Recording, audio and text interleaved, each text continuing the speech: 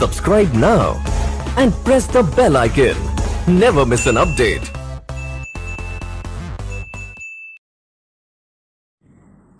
Hello दोस्तों, आप सभी का हमारे YouTube चैनल पर स्वागत है। यूपी बोर्ड की क्लास स्टार्ट हो गई है और ये क्लास NCERT के सिलेबस पर आधारित है। इस क्लास में मैथ की क्लास को स्टार्ट करेंगे और ये मैथ की क्लास 10th क्लास के स्टूडेंट के लिए है। आज की क्लास में प्रश्नावली 3.3 को आगे डिस्कस करेंगे। पिछली क्लास में प्रश्नावली 3.3 में क्वेश्चन नंबर 1 के सभी पार्ट को सॉल्व किया था और साथ ही क्वेश्चन नंबर 2 को कंप्लीट किया था। आज हम क्वेश्चन नंबर 3 से देखेंगे और क्वेश्चन नंबर 3 का फर्स्ट क्वेश्चन है। फर्स्ट क्वेश्चन आप लोगों के बुक में दिया गया है, मैं उसको रीड कर रहा हूँ। दो संख्याओं का अंतर 26 है और एक संख्या दूसरी संख्या की 3 गुनी है, उन्हें ज्ञात कीजिए। तो सबसे पहले इसके सॉल्यूशन में क्या लेंगे, लिख लेते हैं। सबसे पहले सॉल्यूशन, माना पहली संख्या x कामा दूसरी संख्या y। प्रश्नानुसार क्या दिया गया है? प्रश्नानुसार दिया गया है इन दोनों का अंतर x माइनस वाई बराबर 26, समीकरण 1 मान लेंगे। और दूसरी कंडीशन दी गई है कि पहली संख्या दूसरी संख्या की 3 गुनी है। तो पहली संख्या दूसरी संख्या के 3 गुनी है, ये हमारा समीकरण 2। अब x का मान समीकरण 2 से समीकरण 1 में रखने पर तो यहाँ पर हो जाएगा x माइनस वाई बराबर 26 दिया गया है। x की जगह पर हो गया 3y minus y equal to 26 implies that. यहाँ पर बचा 2y बराबर 26। 2 से 26 को कैंसिल करेंगे तो y बराबर आ जाएगा 13। तो ये हमारी कौन सी संख्या है? दूसरी संख्या है।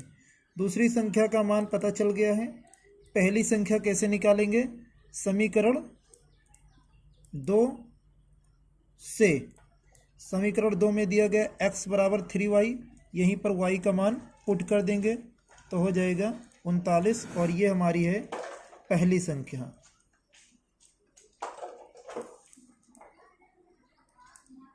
तो यही इसका आंसर है। पहली संख्या आ गई 39, दूसरी संख्या 13। अब हम इसका सेकंड क्वेश्चन आप सभी के साथ डिस्कस करेंगे। सेकंड पार्ट दिया गया है, मैं क्वेश्चन को रीड कर रहा हूँ। दो संपूरक कोणों में बड़ा कोण छोटे कोण से 18 डिग्री अधिक है, उन्हें ज्ञात कीजिए। इसका सलूशन देख लेते हैं। जब संपूरक कोण होते हैं तो हमें मालूम है कि उन दोनों का योग 180 होता है। सबसे पहले यहाँ पर मानेंगे पहला कोण x डिग्री, दूसरा कोण y डिग्री। तो प्रश्नानुसार दिया गया है कि ये दोनों संपूरक हैं, तो संपूरक में x और y का मान 180 होता है। ये पहली कंडीशन हो गई। दूसरी कंडीशन ये दी गई है कि बड़ा कोण दूसरे कोण से 18 डिग्री अधिक है। तो अगर हम पहले कोण को बड़ा कोण मान लें और दूसरे कोण को छोटा मान लें तो x degree minus y degree बराबर 18 क्या आएगा? क्योंकि इनका बड़ा है तो इनका अंतर 18 के बराबर आएगा। ये होगा समीकरण 2 और यहाँ से हम निकालेंगे x का मान, तो x बराबर आ जाएगा 18 प्लस y के, और इसी x के मान को x का मान समीकरण 1 में, x का मान समीकरण 1 में। तो समीकरण 1 क्या है देख लेते हैं। समीकरण 1 है x प्लस वाई बराबर 180। यहाँ पर x की जगह पर हो जाएगा 18 प्लस वाई और प्लस y पहले से दिया गया है 180 हो जाएगा, और यहाँ पर हो जाएगा 2y बराबर 180 और इस 18 को इस पार लाएंगे तो माइनस का, और इसको सॉल्व करेंगे तो 2y बराबर आ जाएगा 162 और 2 से कैंसिल करेंगे तो हो जाएगा 81। तो इम्प्लाइज डेट y बराबर आ जाएगा 81। y बराबर 81 आ गया। अब हम पहले कोण को निकालेंगे तो इस y के मान को समीकरण 1 में रखेंगे। y का मान समीकरण 1 में रखने पर तो x प्लस y की जगह पर हो जाएगा 81 इक्वल टू 180।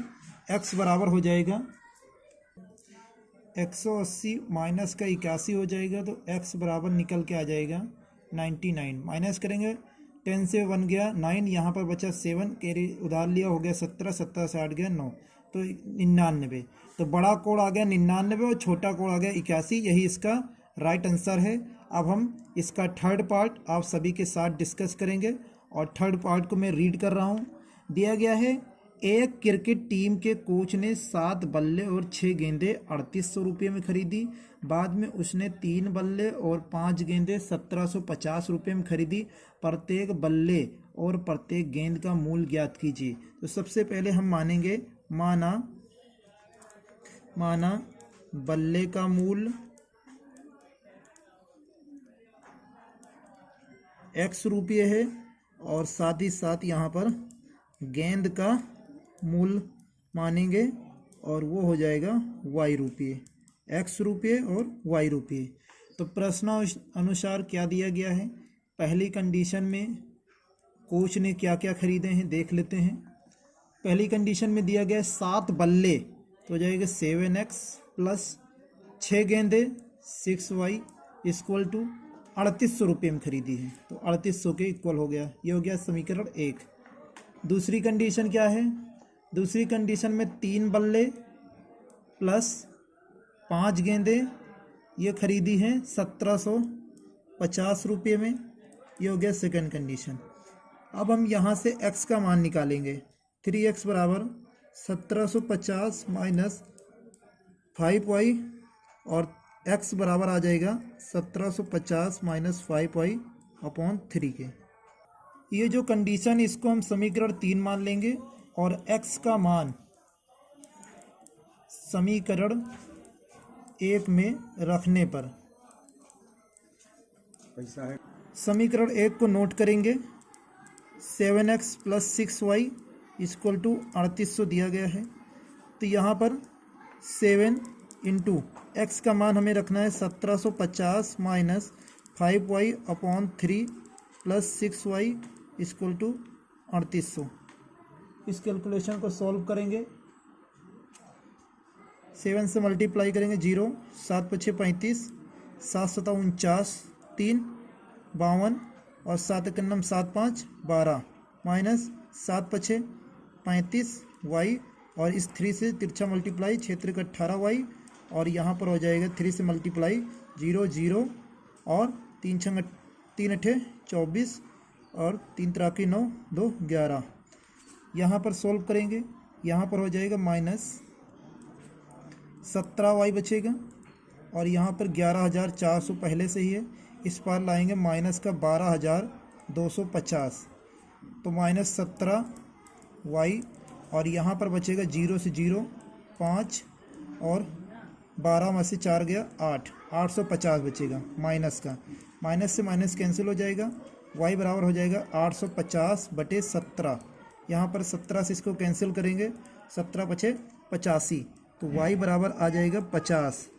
तो ये y किसका माने थे हम, y माने थे गेंद का, तो गेंद का मूल्य आ गया, गेंद का मूल्य बराबर 50 रुपये। अब हमको बैट का बल्ले का मूल्य निकालना है, जिसके लिए मुझे इस y का मान समीकरण 3 में रखने पर, y का मान समीकरण 3 में, समीकरण 3 को मैंने नोट किया। अब x बराबर हो जाएगा 1750 माइनस 5 इंटू वाई का जगह पे 50 बटे 3। 1750 ऐसे ही नोट करेंगे और 50 को 5 बार मल्टीप्लाई करेंगे तो हो जाएगा 250 बटे 3 और यहाँ पे माइनस करेंगे तो ऊपर आ जाएगा 1500 बटे 3, कैंसिल करेंगे 3 पचे 15, 500। x बराबर आ गया 500 और x हम मान के चले थे बल्ले का मूल्य, तो बल्ले का मूल्य निकल कर आ जाएगा 500 रुपये। यही इसका राइट आंसर है। इस तरीके से थर्ड पार्ट भी कंप्लीट हुआ। अब हम नेक्स्ट पार्ट को डिस्कस करेंगे, फोर्थ पार्ट डिस्कस करेंगे। फोर्थ पार्ट को मैं रीड कर रहा हूँ। दिया गया है, एक नगर में टैक्सी के भाड़े में एक नियत भाड़े के अतिरिक्त चली गई दूरी पर भाड़ा सम्मिलित किया जाता है। 10 किलोमीटर दूरी के लिए 105 रुपये, 15 किलोमीटर दूरी के लिए 155 रुपये। नियत भाड़ा तथा प्रति किलोमीटर भाड़ा क्या है? एक व्यक्ति को 25 किलोमीटर यात्रा करने के लिए कितना भाड़ा देना होगा? तो सबसे पहले हम मानेंगे, माना नियत भाड़ा x रुपये है और अतिरिक्त प्रति किलोमीटर अतिरिक्त भाड़ा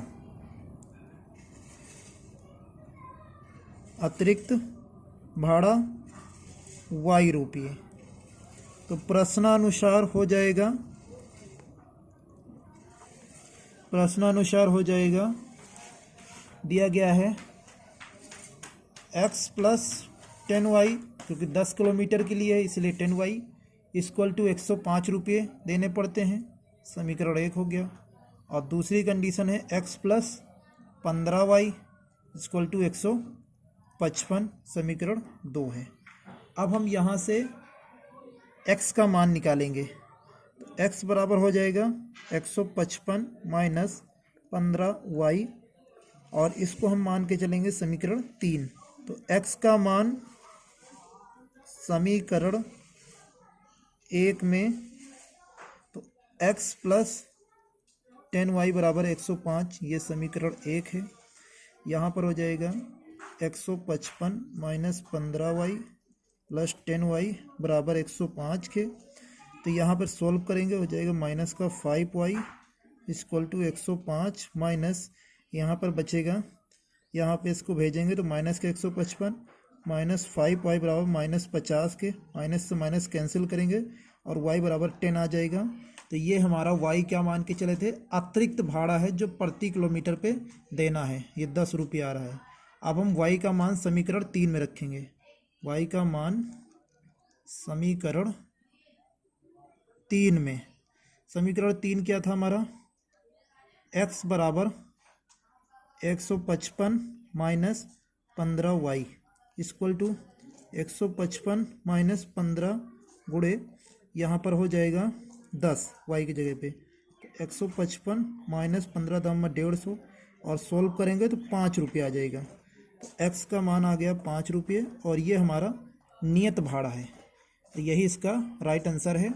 अभी इसमें एक पॉइंट और निकालना है, उसको भी फाइंड करेंगे। अभी मुझे इसमें एक और पॉइंट निकालना है। दिया गया 25 किलोमीटर यात्रा तय करने के लिए कितना भाड़ा देना पड़ेगा? तो 25 किलोमीटर यात्रा के लिए भाड़ा क्या हो जाएगा? भाड़ा x प्लस 25y। तो x का मान हम यहाँ पे लिखेंगे 5, और प्लस 25 इंटू y का मान 10। तो यहाँ पर 5 प्लस 25 दाम 250, और इसमें जोड़ेंगे तो हो जाएगा 255 रुपये। अगर कोई व्यक्ति 25 किलोमीटर की यात्रा करता है तो उसको 255 रुपये का भाड़ा देने पड़ेगा, और यही इसका ये राइट आंसर है। इस तरीके से 4th पार्ट भी कंप्लीट हुआ। अब हम इसका नेक्स्ट पार्ट आप सभी के साथ डिस्कस करेंगे।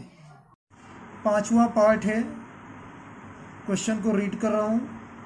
यदि किसी भिन्न के अंश और हर दोनों में 2 जोड़ दिया जाता है तो वह 9/11 हो जाती है। यदि अंश और हर में 3 जोड़ दिया जाता है तो 5/6 हो जाती है। भिन्न ज्ञात कीजिए। तो इसमें सबसे पहले माना अंश x और हर y, तो हमारी अभीष्ट भिन्न संख्या हो जाएगी। भिन्न संख्या अंश और हर से बनती है, x/y हो जाएगी। अब प्रश्नानुसार क्या कह रहे हैं? ये जो भिन्न संख्या है x प्लस y में, अगर हम पहले 2 ऊपर जोड़ दें अंश में, 2 हर में जोड़ दें, तो ये संख्या बन जाती है 9/11। अब हम यहाँ पे सोल्व करेंगे, तिरछा मल्टीप्लाई। 11x प्लस 11 दूना 22 इक्वल टू 9y प्लस 9 दूनी 18। अब यहाँ से हो जाएगा 11x माइनस का 9y इक्वल टू 18 और 22 को इस पार लाएंगे तो माइनस का 22, तो यहाँ पर हो जाएगा 11x minus 9y equal to यहाँ पर हो जाएगा माइनस का 4 और ये हमारा हो जाएगा समीकरण नंबर 1। अब हमारी दूसरी कंडीशन क्या थी, x प्लस वाई अगर हम इस भिन्न में अंश और हर में 3 जोड़ दिए, दूसरी कंडीशन है 3 जोड़ दिए, तो ये हो जाती है 5/6। यहाँ भी तिरछा मल्टीप्लाई करेंगे 6x प्लस 6 त्रिक 18, 5y प्लस 5 3 15, तो यहाँ से हो जाएगा 6x minus 5y equal to 15 minus 18, तो यहाँ से हो जाएगा 6x minus 5y equal to यहाँ पर हो जाएगा बचेगा माइनस का 3। ये हमारा समीकरण नंबर 2 है। अब हम यहाँ से y का मान या x का मान निकालते हैं, देखते हैं क्या मिलता है। x का मान निकालते हैं, 6x बराबर हो जाएगा 5y माइनस का 3 और x बराबर हो जाएगा 5y माइनस 3/6। इस कंडीशन को हम समीकरण नंबर 3 नाम देंगे और यही x के मान को हम समीकरण नंबर 1 में रखेंगे। तो x का मान समीकरण 1 में, और समीकरण 1 क्या है उसको नोट कर रहा हूँ, 11x minus 9y equal to minus का 4 के, तो यहाँ पर हो जाएगा 11 हो जाएगा और यहाँ पर मैं x का मान नोट कर रहा हूँ 5y minus 3/6 minus 9y equal to minus का 4। यहाँ पर मल्टीप्लाई कर लेते हैं, 11 × 5 = 55y माइनस 11 × 33 और इधर 6 से तो 6 9 54y इक्वल टू माइनस का यहाँ पर हो जाएगा 6 चौको 24 वो भी माइनस का। अब हम यहाँ पर सोल्व करेंगे तो ये देखिए 55y से 54y कैंसिल हो जाएगा तो बचेगा सिर्फ y और यहाँ पर माइनस 24 और ये 33 इस पार आएगा तो प्लस का 33 हो जाएगा। तो यहाँ पर हो जाएगा y बराबर, घटा लेते हैं, बचेगा 13 में से 9 गया, 13 में से 4 गया 9, y बराबर बचेगा 4। तो हमको y का मान मिल गया है। अब हम इस y के मान को समीकरण नंबर 3 में रखेंगे। y का मान समीकरण 3 में, समीकरण 3 को नोट किया। अब यहाँ पर 5 × y का मान निकल के आया था 9 माइनस 3/6 के, तो यहाँ पर हो जाएगा 5 9 45 माइनस 3/6 के और 45 में से 3 जाएगा, बचेगा 42/6 के और यहाँ पे काटेंगे तो आ जाएगा 7, तो x बराबर आ जाएगा 7। तो अब हम यहाँ लिखेंगे अतः अभीष्ट भिन्न जो हमने माना था वो हमने माना था x/y और x का मान आया 7 और y का मान आया 9, तो 7/9 ये हमारी भिन्न संख्या है, यही इसका राइट आंसर है। इस तरीके से 5वां पार्ट भी कंप्लीट हो गया है। अब हम इसका लास्ट पार्ट 6 नंबर पार्ट को डिस्कस करेंगे और 6 नंबर पार्ट दिया गया है, रीड कर रहा हूँ। 6 नंबर पार्ट, 5 वर्ष बाद जेकब की आयु उसके पुत्र की आयु की 3 गुनी हो जाएगी और 5 वर्ष पूर्व जेकब की आयु उसके पुत्र की आयु की 7 गुनी थी। वर्तमान आयु क्या है? तो वर्तमान में जेकब और उसके पुत्र की आयु को निकालना है। तो सबसे पहले हम मानेंगे, इसमें माना जेकब की आयु x और पुत्र की आयु y है। तो प्रश्नानुसार क्या हो जाएगा? प्रश्नानुसार बात हो रही है 5 वर्ष बाद की, तो 5 वर्ष बाद क्या होगा? 5 वर्ष बाद जेकब की आयु हो जाएगी x + 5।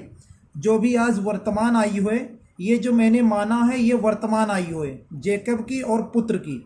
तो इस वर्तमान आयु में 5 वर्ष हम जोड़ देंगे तो 5 वर्ष बाद की आयु हो जाएगी। ठीक उसी तरह पुत्र की आयु में भी 5 वर्ष जोड़ेंगे तो ये 5 वर्ष बाद की आयु हो जाएगी। 5 वर्ष बाद की आयु हो जाएगी y + 5।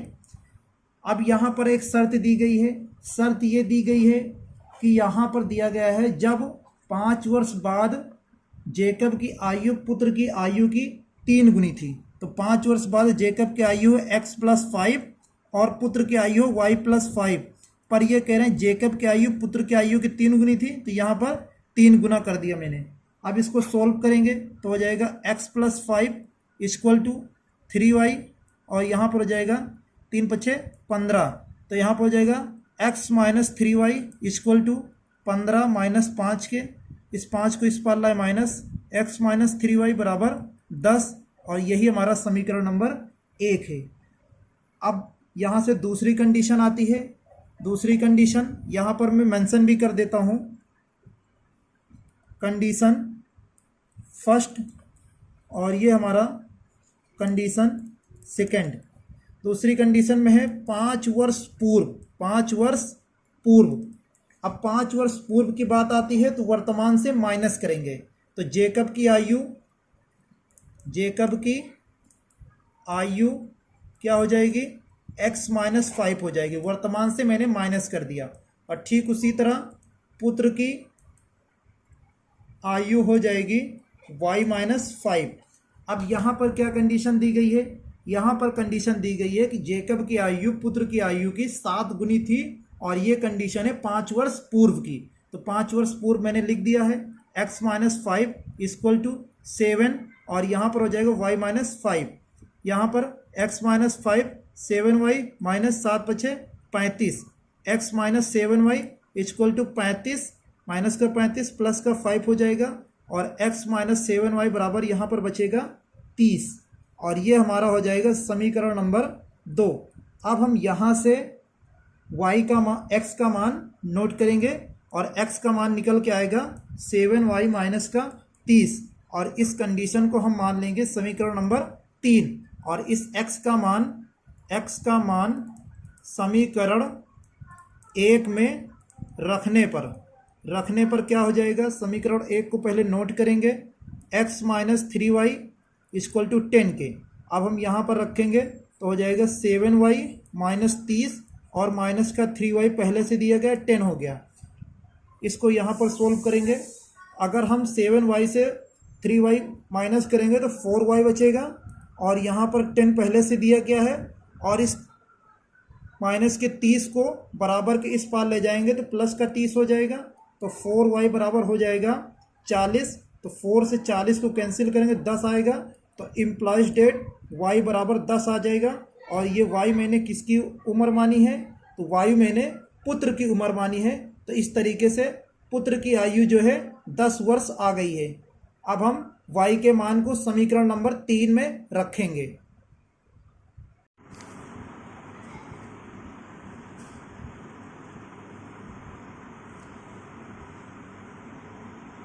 समीकरण 3 को मैंने नोट कर लिया है। अभी यहाँ पर y के मान को रखना है। y का मान निकल के आया 10, 30 हो गया।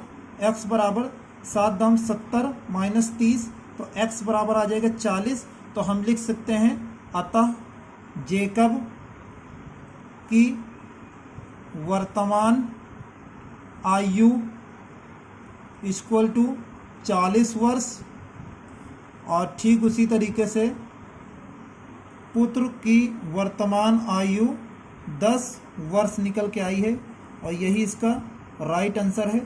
इस तरीके से क्वेश्चन नंबर 6 पार्ट को भी कंप्लीट किया और ये प्रश्नावली 3.3 को भी कंप्लीट कर दिया है। अगली क्लास में प्रश्नावली 3.4 को स्टार्ट करेंगे। तो आज की क्लास को यहीं पर एंड करेंगे। आप लोगों को ये क्लास कैसी लगी अपने कमेंट हम तक ज़रूर बताइए और इस क्लास को ज़्यादा से ज़्यादा लाइक करना, ज़्यादा से ज़्यादा शेयर करना और अपने हर एक दोस्तों तक पहुंचाना ताकि इस क्लास से उनको हेल्प मिले और हमारे चैनल को सब्सक्राइब कर लेना ताकि 2021 में यूपी बोर्ड के एग्ज़ाम में मदद मिल सके। थैंक यू, धन्यवाद।